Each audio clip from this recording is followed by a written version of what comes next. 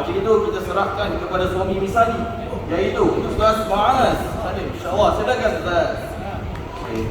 Assalamualaikum warahmatullahi wabarakatuh. Saya ada dengan slide, harap boleh lihat. Okey, pada Mei 20 Mei 2020 saya blog. So saya ada satu DM lah, ada orang DM saya. So ada soalan-soalan yang ada kaitan dengan family dan juga salat tarawih. So seorang isteri ini berikan intihan, "Salam Ustaz, saya ada soalan. Saya baru 4 hari bersalin." So bayangkan baru 4 hari bersalin. Kemudian suami saya ini baru bertanya kepada saya, boleh tak kalau dia keluar pergi ke masjid untuk solat tarawih. Mungkin kita sebagai suami kita rasa macam okey pun, habis solat tarawih sekejap 2-3 jam. Tetapi kita lihat kat sini, saya hanya diam sahaja kerana saya rasa bersalah kalau saya menghalang dia. Patut pada the same time saya rasa dia patut be more sensitive. Jadi dalam baru 4 hari berpantang, kemudian ada 4 orang anak. Sebab kalau suami itu pergi solat tarawih, kata dia, saya harus mengendalikan 4 orang anak jika dia tak ada kat rumah. Dan bila saya tak kasih jawapan, dia kata fine, I just selalu kat rumah. It's okay, fine. Salah tu kalau saya minta dia tarawih dekat rumah. Jadi sebenarnya ni kepada suami lah. Orang kan. Jadi agak-agak faham tak? Jika adalah boleh faham perasaan orang yang baru melahirkan anak. Dan macam tu kadang-kadang cik abang ni, suami, dia tak faham akan dia lah. Sebab dia tak melalui perjalanan apa orang kata mengandung, kemudian melahirkan anak. Sebab pada suami, kita rasa macam okay lah, kita just out for few hours. Bayang tarawih kan, bagus tak masjid. Ni abang nak solat bukan abang nak pergi berfoya-foya. Hanya dalam lebih kurang 3 jam sahaja. Tapi lihat, ada isteri dia perasaan ni, dia nak kalau boleh suami pun sentiasa berikan sokongan moral dan sentiasa berada di sisi. Jadi umpama ini kasih Allah sekalian sebagai pembukaan lah. Kita lihat bagaimana nak jadi orang atau suami yang lebih prihatin tentang keadaan isteri, dan bagaimana suami itu boleh meraih pahala yang banyak dalam bulan Ramadan.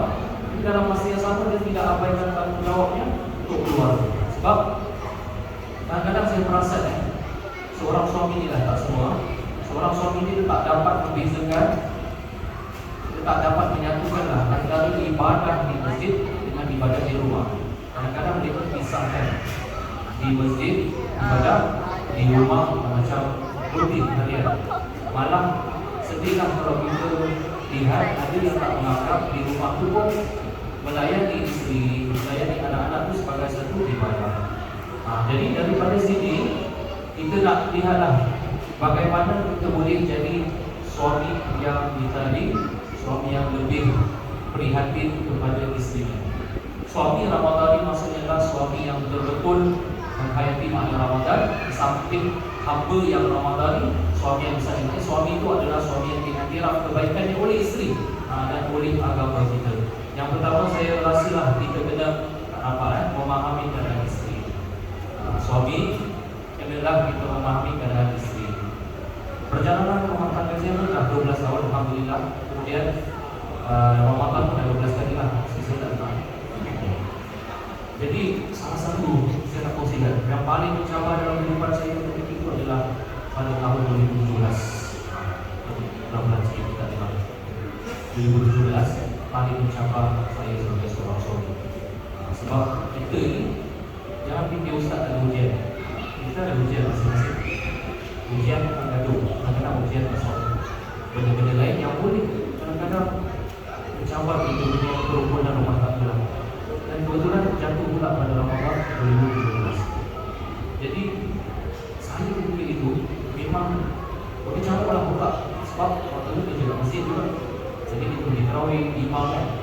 Kita berhadapan, kita juga berkopi, kita ajak jemaah beribadah, beramal lah, macam betul lah gitu.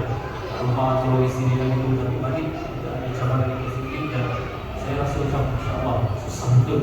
Jadi kalau kita betul-betul tak faham memang orang kata rumah tangga ni not for all lah, not for everyone. Dalam surah Ar-Rum ayat 21 Allah akhiri ayat perkahwinan dengan la'allakum inna fi dzalika laayatin liqaumin yatafakkarun. Ini adalah tanda-tanda bagi orang yang berfikir. Hanya suami dan isteri yang dapat mencari tanda-tanda kebesaran Allah itu apabila kita menggunakan akal fikiran. Ini yang betul. Bila akal fikiran kita bukan sahaja kita nak taklid duit kita cukup tak finance setahun 2 tahun, tetapi kalau kita lihat orang Islam ni fikir dengan bukan dengan akal, tapi dengan hati. Namun perlu berlayak kita nak lihat kan. Jadi kalau hati tak suci, tak bersih, susah kita nak fikir. Jangan keluar itu bukan sahaja. So alhamdulillah itu pun dengan berkat doa orang, kemudian dengan bantuan isteri, kesabaran dia, dan kita dapatlah melalui ribu-ribu rumah tangga tersebut. Alhamdulillah.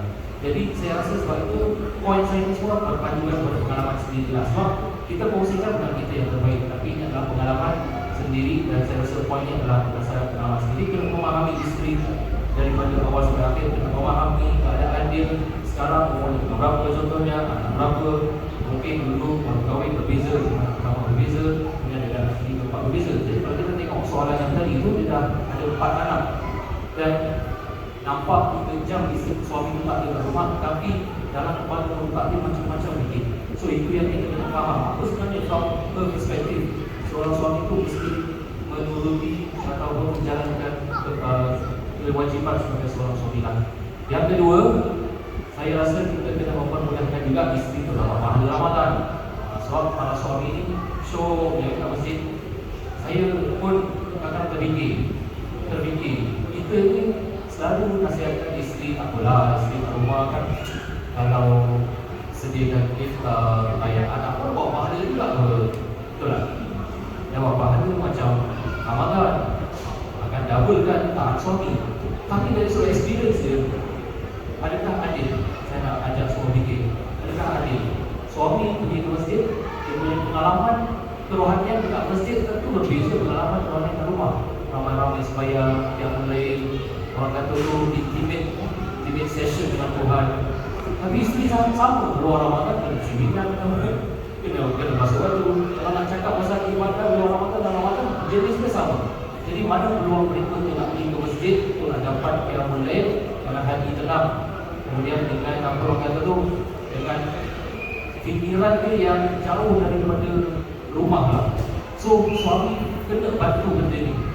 Suami kena bantu benda ni untuk pastikan yang isteri dia akan ada pengalaman yang hebat, yang indah bila dia ke masjid ataupun ke tempat selain dari rumah lah, di ibadah lah, di masa Ramadan lah. Jadi macam mana mempermudahkan isteri untuk mendapat pahala Ramadan. Suami itu sendiri secara operasinya tetap execute kerja-kerja lah. Bagi orang yang membantu rumah, alhamdulillah, kalau tak ada kena execute kerja, siapa jaga anak, kemudian waktu isteri tu pergi ke masjid, tak boleh ke apa, make sure suami tu nak kat rumah. Macam tu kena implementate dan anggap semua perjalanan dalam perjalanan ibadah dan perjalanan kerohanian, insya-Allah. Dan yang terakhir lah, saya mengajak sekali isteri ke masjid. Okey, tadi dari space sendiri, kalau sama-sama ke masjid sekalipun, kita galakkan kalau anak tu dah besar, boleh ke bapak dia bawa pergi kat dewan solat. Sebab apa saya lihat kan, tahulah anda lihat tak, kadang-kadang bila kita bawa anak, selalu anak tu pergi kat isteri, betul tak? So atas punya bapak ke bawah. Yang apa salahnya kalau tahun ni kita pujuk-pujuk jinak-jinakkan anak? Kalau anak rumah sekalipun pada saya okey, anak bawa belum balik lah, maka bapak tu sendiri yang bawa, biar mak kat atas, hati dia tenang. Kecuali hati dia tak tenang, pada suami dia mana jaga anak lah. Itu lagi suami kena make up lah.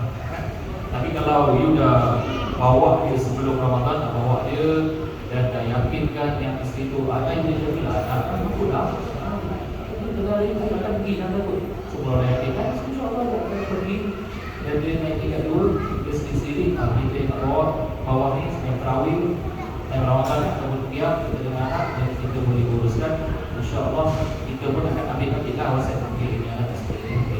Video yang penting yang fokus pada ibadah. Itu sahaja 3 poin yang saya kira mudah-mudahan apa yang baik datang dari Allah, kurang daripada